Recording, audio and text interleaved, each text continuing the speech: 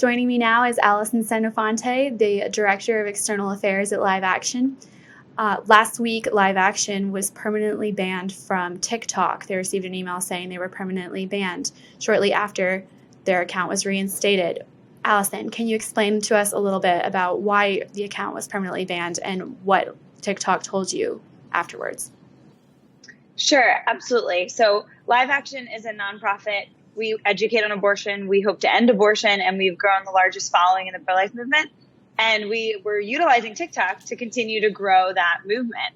We quickly grew to over 21,000 followers. TikTok, for those that don't know, it's a short video series, kind of like Vine or Musical.ly, and it's really popular among the next generation. We received a notification that we were banned on Thursday evening of last week, and this came after we appealed a video. For the first time, TikTok had pulled one of our videos down, a very innocent pro-life video showing pictures of babies that were saved and comments from girls that chose life. And when we appealed that decision, within a half hour, our whole entire account was removed. So that not only did they remove the video, they took down our whole account. All our followers were gone, 000 across the board. TikTok cited human error when they restored your account. Why do you think they did this? Sure. So we obviously at Live Action were concerned. We emailed the legal team, the support team, the PR team at TikTok asking for clarification because we had no idea what we had done wrong. TikTok has a standards of community guidelines, and we really try and abide by them. We play really nicely on them with those guidelines. And our account said it was banned due to multiple violations of the community guidelines with no further explanation. So we reached out and said, what is it? What did we violate? And they did not answer. We got no answer back. And so we turned to our large social media following and our supporters and said, this is a problem. You know, right now, TikTok is allowing pro-abortion videos to thrive. Over 1.2 million views on a video of a boy showing how to administer an abortion with a wire hanger. Meanwhile, the largest pro-life voice on the platform is gone, just inexplicably removed. So it took a full day of public backlash, thanks to reporters who were digging, like you guys and others. I mean, this news went up to the Wrap, Business Insider was asking. People were concerned that, you know, they have concerns with TikTok already because it's kind of this unknown territory that they were then now blocking the largest pro-life group online from being a part of it. Do you believe Live Action was targeted? Yeah, absolutely. I mean, their response to us on Friday, after all of the public backlash saying, TikTok, you better reinstate Live Action. There's no reason that this was done. Is this censorship? This looks a lot like censorship. They finally emailed us back. Like you said, they said this was due to human error. You are not in violation of any of our community guidelines. We apologize and we reinstate your account. The issue I have with that, though, is this human error. We have no assurance that that has been modified, whether that's through training to make sure that TikTok employees aren't censoring content on the platform, or anything in writing in their policies that they are going to allow for, you know, even-handed discussion of different debates. Their guidelines are very general, like they talk about inclusivity, oddly, and, you know, a welcoming and safe community, which we are for and we want to be a part of. But you can't kick out the largest pro-life organization online and allow other pro-abortion accounts to thrive and continue and people not notice. So I'm really grateful. Senator Hawley jumped on board, other members of Congress, people who aren't even necessarily pro-life also jumped in and said, all right, TikTok, this video is really innocent. I'm not seeing any reason why you should pull them down. And so we're glad to be back up. We're going to continue to grow that following. But look, the reality is not everyone has the following that Live Action has. We have over 4 million followers. Our amazing president and founder, Lila Rose, you know, one tweet is like a press release, and people see this. And not every pro-life American has that. So I think when they saw that this happened to us, and they've seen it happen to us in the past with Facebook or Twitter or Pinterest, it's concerning. And that's why people jump on, because they say, look, if you can go after the biggest pro-life organization online, surely you can silence or try and silence me.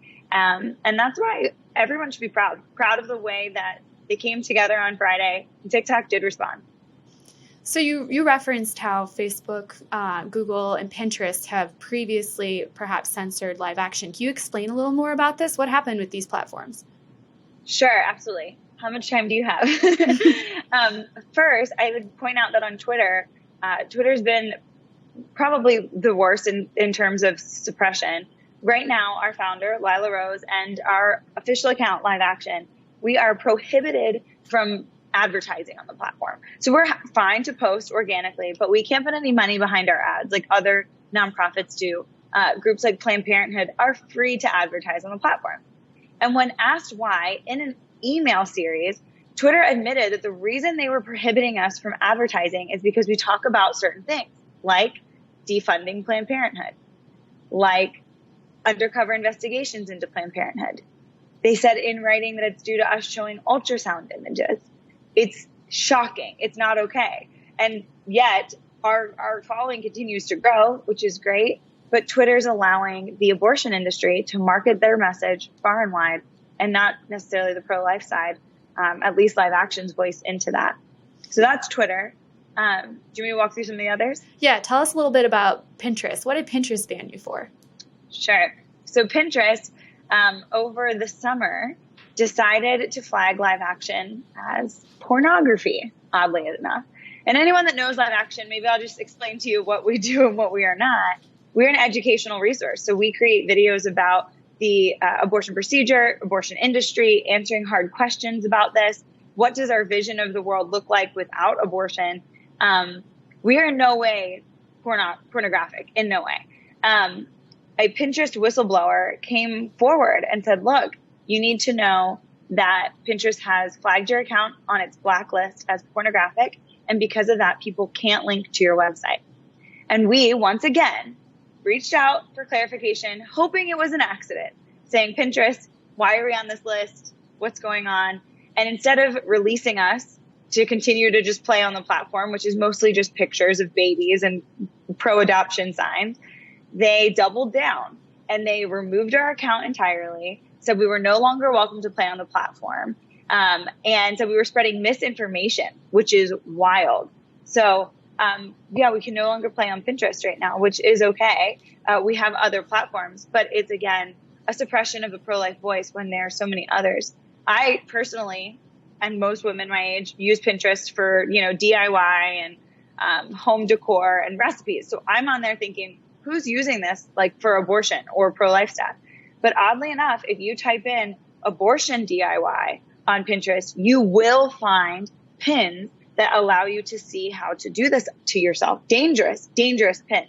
Pinterest has no problem with those being up. That's incredibly dangerous for a woman, and advocates for abortion. But instead, they choose to shut down our innocent account that says choose life, quotes Martin Luther King Jr., talks about adoption, the beauty of babies and human life.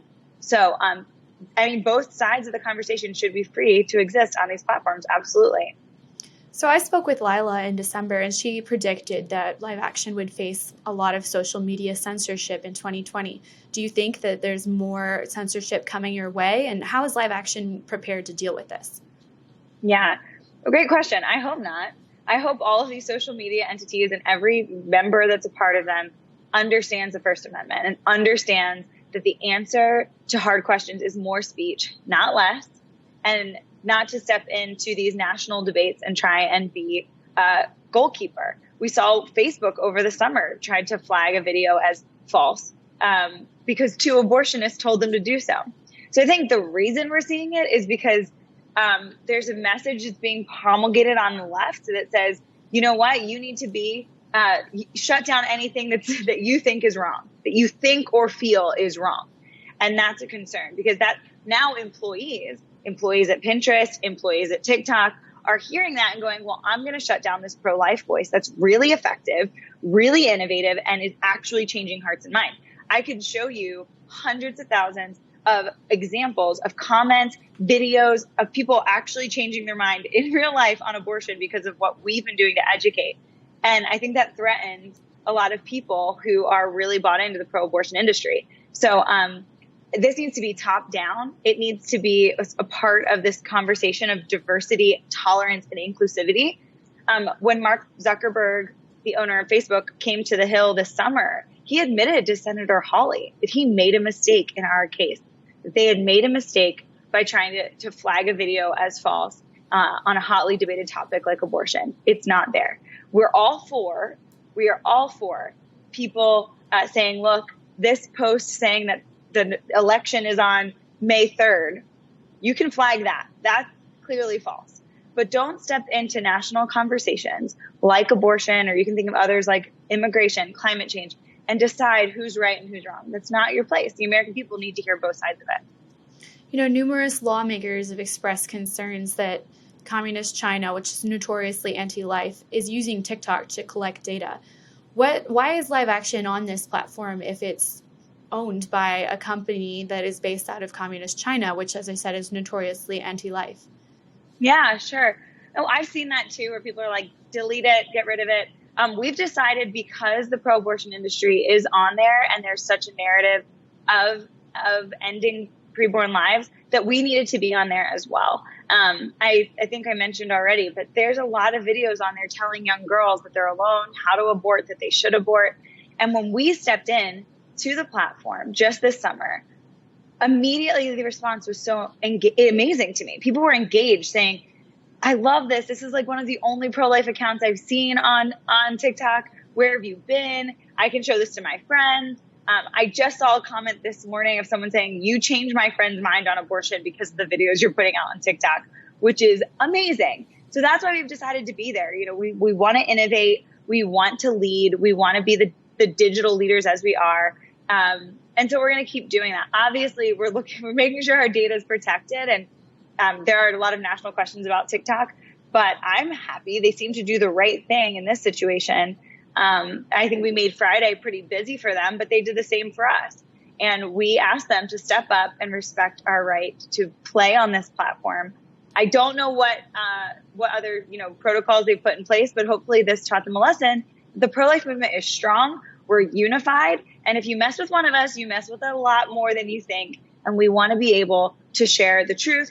And actually on TikTok, in kind of a light, humorous, fun way to get people thinking about this hard topic. You know, when you mentioned how the pro-life movement is strong and unified, you remind me of how we worked together last week at the March for Life. This is the first time in history that President Trump has spoken, or any president has spoken at the March for Life. How do you feel about this? How does Live Action feel about President Trump speaking at the March for Life? Yeah, absolutely. Well, it was historic because he was the first sitting president to speak at the March for Life. Others have done it via video. He himself has done it via video. And we're going to applaud any type of leadership that gets the life issue. President Trump has been incredibly pro-life in many ways with those he's put around him, the policies he's put in place, like the Mexico City policy, defunding Planned Parenthood of a little bit of money through Title X, and speaking. I think him speaking at the march, the biggest thing it did was draw mainstream media and force them to cover it. That has been one of our biggest things with pro-life movement, that we can get hundreds of thousands of people in Washington, D.C. on a freezing day, and CNN can stand at the Capitol and pretend that no one's there and not cover it. So him coming really forced their hand, and I'm happy about that. But again, the president's work is not done. I mean, we've been reminding the pro-life movement, we need to applaud, but also continue to push, because our work is not done. Just him coming to speak, yes, that raised awareness, but there's so much more to be done. And it's really urgent that he and his administration act quickly to fully defund Planned Parenthood of all taxpayer dollars, to push members of Congress to do the right thing. Because right now we can't even agree on Born Alive Abortion Survivors Protection Act, which would protect, this has nothing to do with abortion. It's children that survive the abortion are breathing and making sure that they get hospital care. DC can't get it together enough to pass that. So time is of the essence. 3,000 lives are lost every day due to abortion. And so we're continuing to call on the president, administration, leaders, state and federal, to sense this urgency, and not just, don't give just mouth, speaking time to the march, but then actually go put your beliefs into action. Thank you so much for joining us, Alison. It was a real pleasure to have you. Thanks so much for having me. Appreciate it.